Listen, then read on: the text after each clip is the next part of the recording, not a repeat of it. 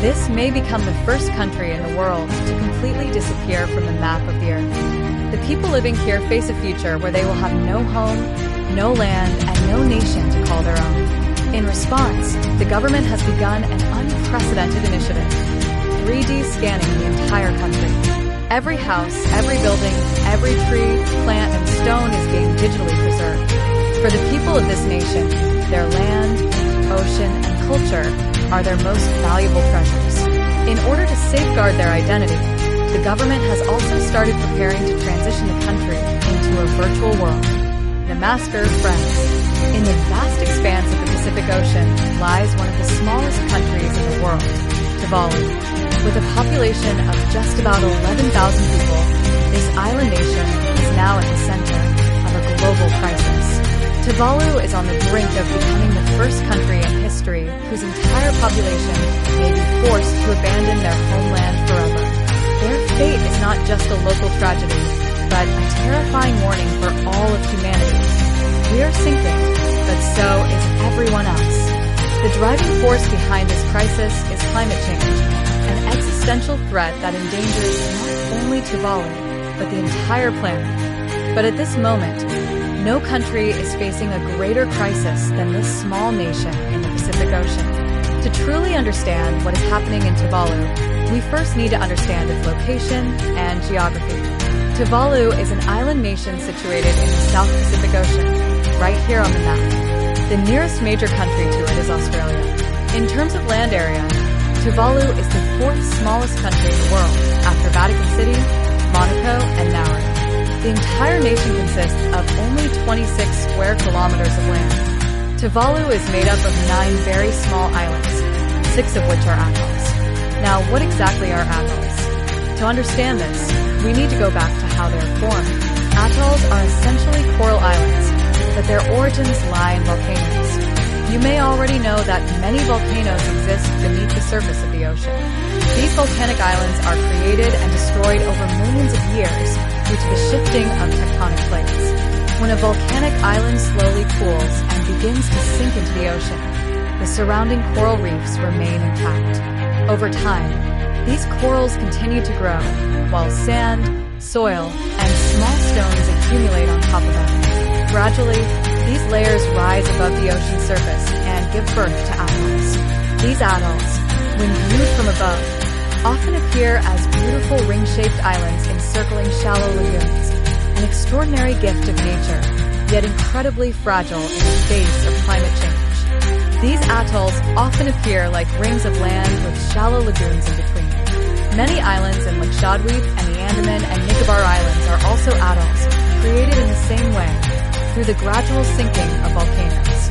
But perhaps the best and most striking example of atolls is the nation of the Maldives. If you look closely at a map, you will notice that the entire country of Maldives is made up of 26 different atolls. Almost every island in the Maldives belongs to an atoll, and from above, it is easy to see where one atoll begins and another ends. But here lies the challenge.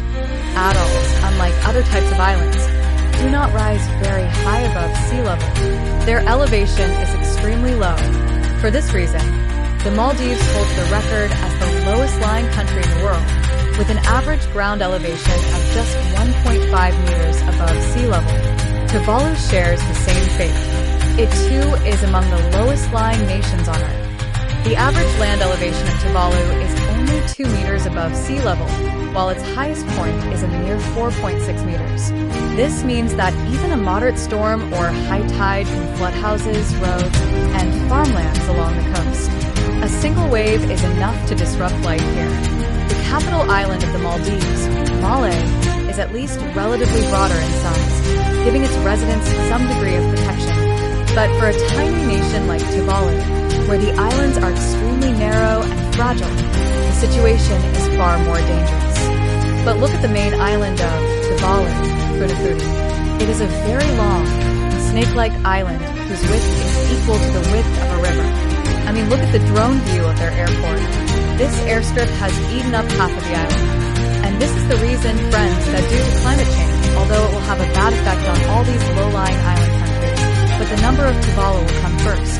As you all know, friends, due to climate change, the ice in the Arctic and Antarctica has the melting of this ice, the water level in the sea is rising.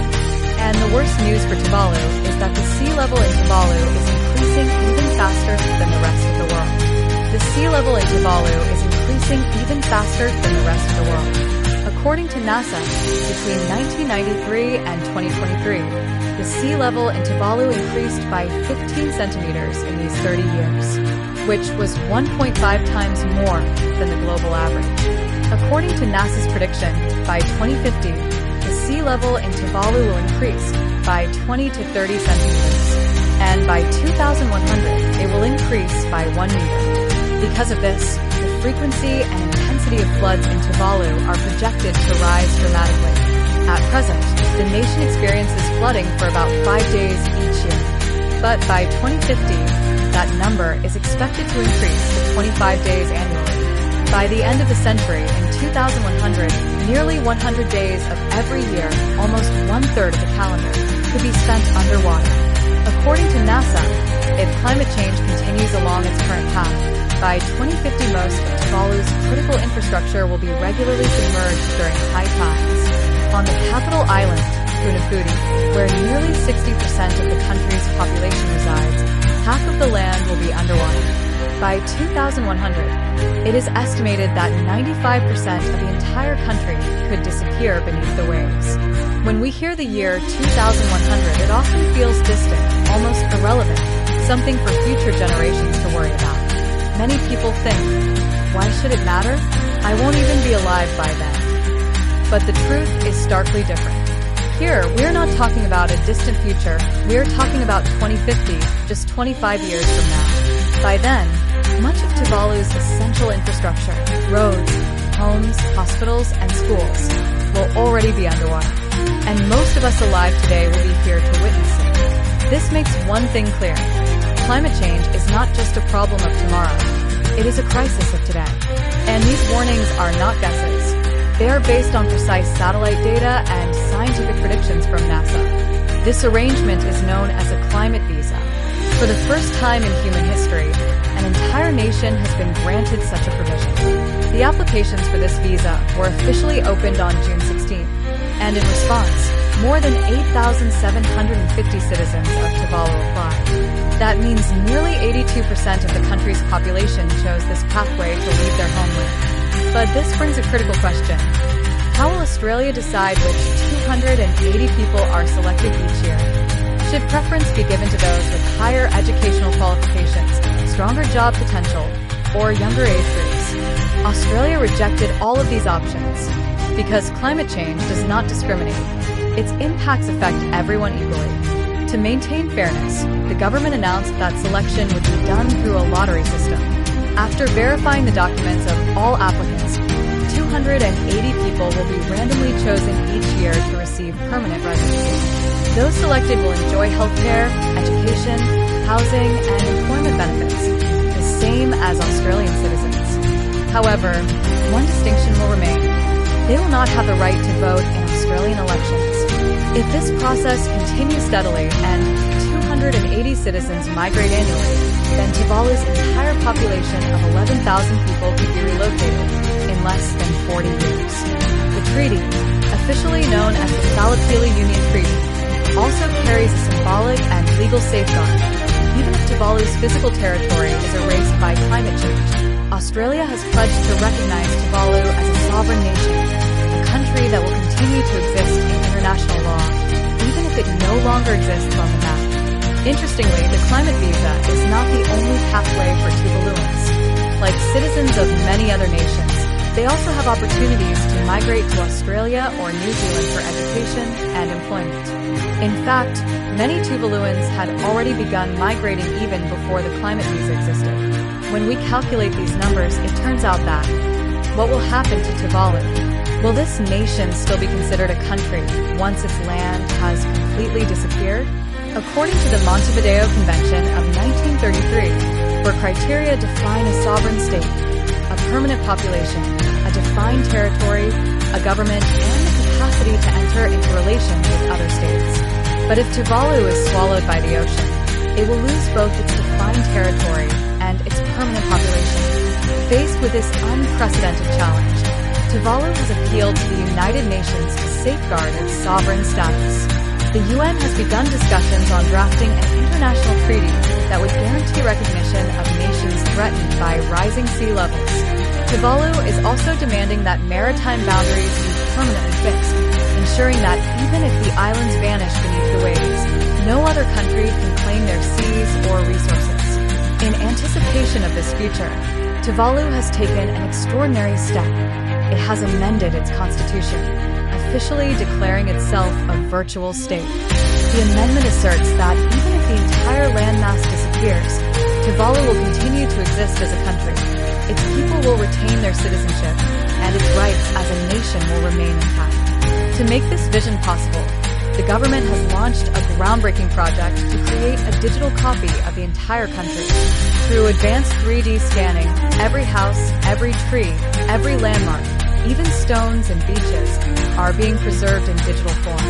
Citizens are recording their most cherished possessions and memories. A family story passed down by a grandfather, the performance of a traditional dance, the celebration of a festival. This effort aims not only to save physical features, but also to preserve the soul of Tuvalu's culture. The government itself is also preparing to transition into the digital world. Plans are underway for a system of digital passports, which will allow Tuvaluans to exercise their rights and civic duties regardless of W. But Tuvalu's efforts are not only about preserving sovereignty, they are also about protecting its cultural heritage. Our land, our ocean, our culture are the most precious assets of our people. And to keep them safe from harm, no matter what happens in the physical world, we will move them to the cloud.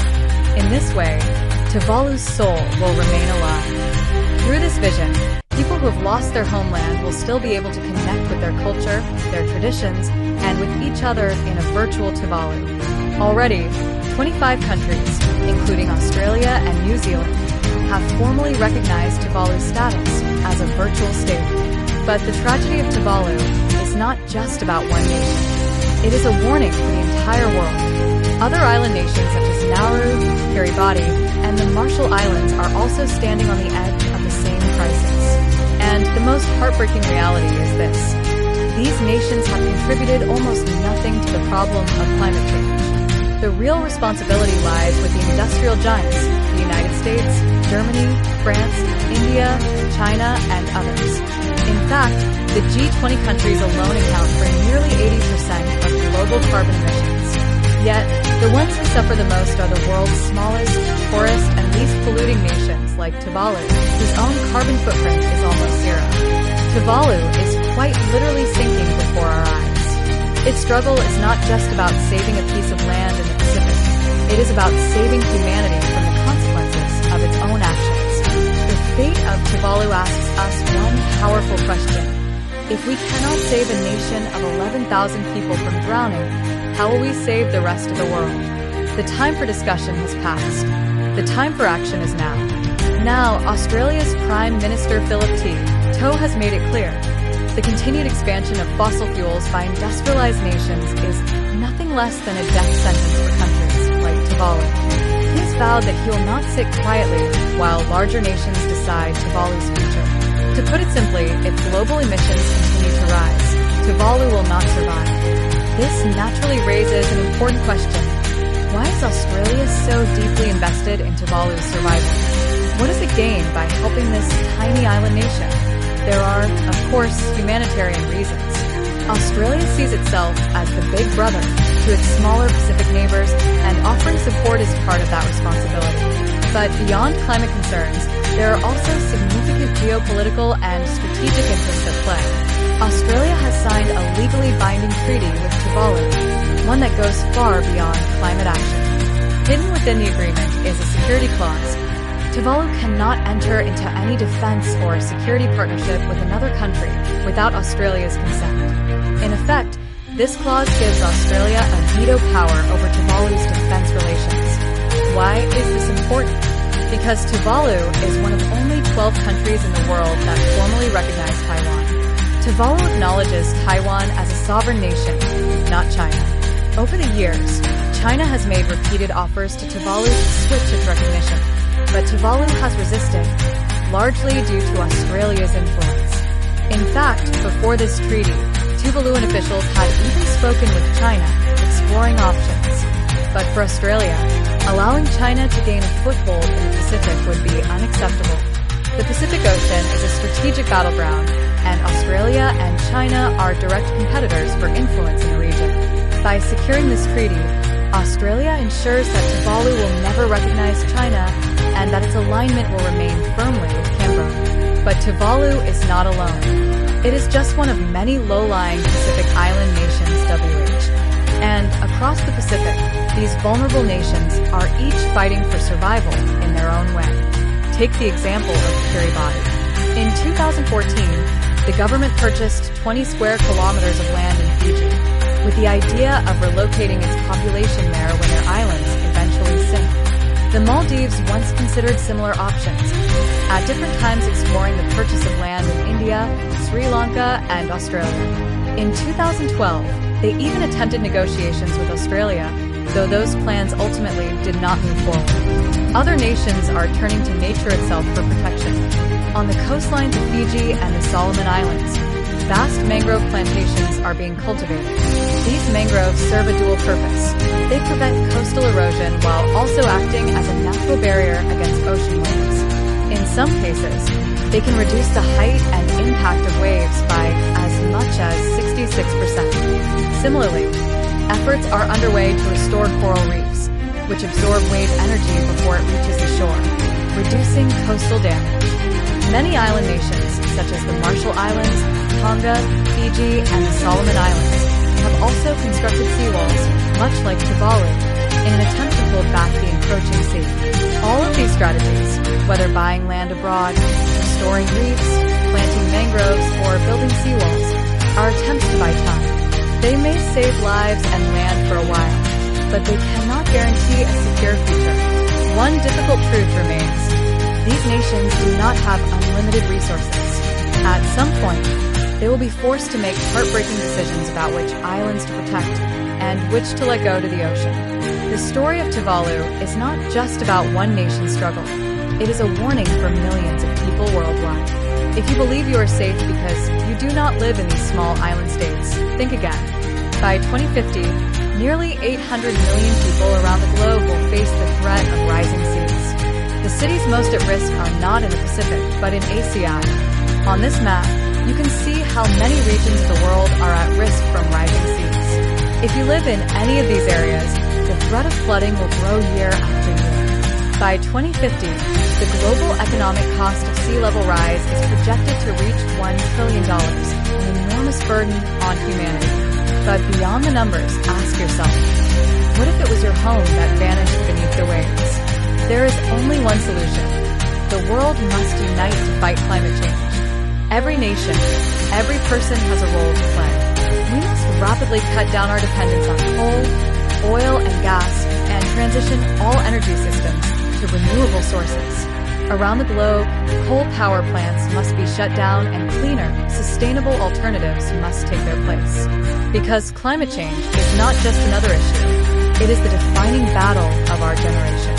And while the challenge may seem overwhelming, history tells us that success is possible.